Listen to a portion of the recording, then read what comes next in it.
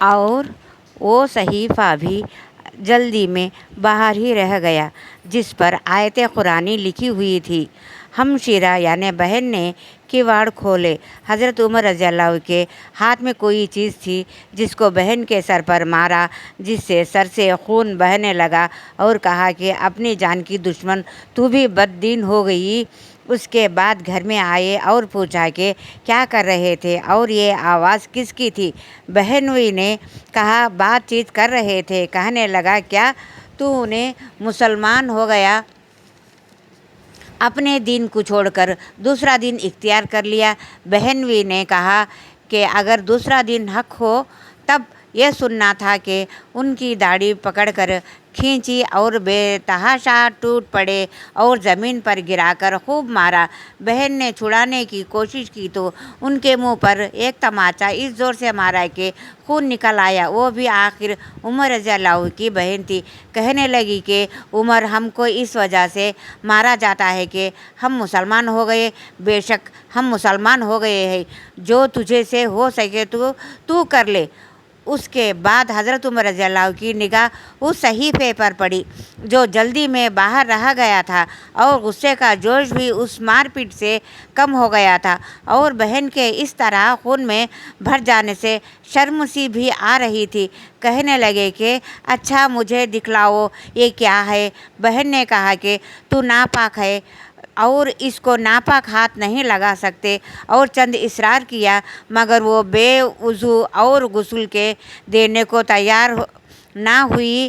حضرت عمر رضی اللہ نے غسل کیا اور اس کو لے کر پڑھا۔ اس میں سورہ طٰہٰ لکھی ہوئی تھی۔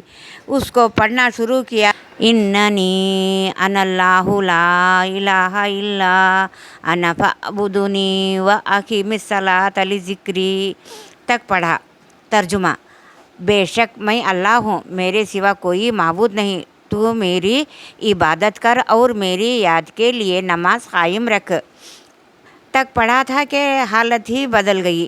کہنے لگے کہ اچھا مجھے بھی محمد صلی اللہ علیہ وسلم کی خدمت میں لے چلو۔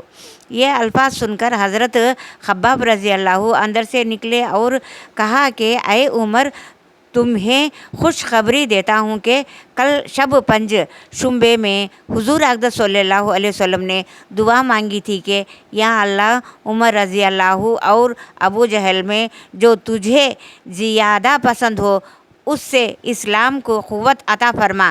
یہ دونوں قوت میں مشہور تھے۔ معلوم ہوتا ہے کہ حضور صلی اللہ علیہ وسلم کی دعا تمہارے حق میں قبول ہو گئی۔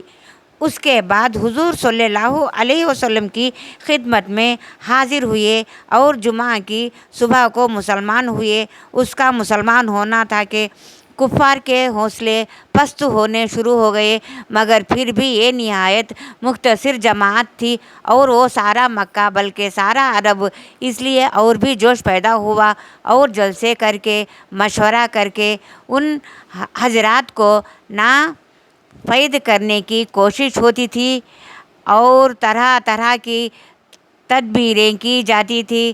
تاہم اتنا ضرور ہوا کہ مسلمان مکے کی مسجد میں نماز پڑھنے لگے۔ حضرت عبداللہ بن مسعود رضی اللہ فرماتے ہیں کہ عمر رضی اللہ کا اسلام لانا مسلمانوں کی فتح تھی اور ان کی ہجرت مسلمانوں کی مدد تھی اور ان کی خلافت رحمت تھی۔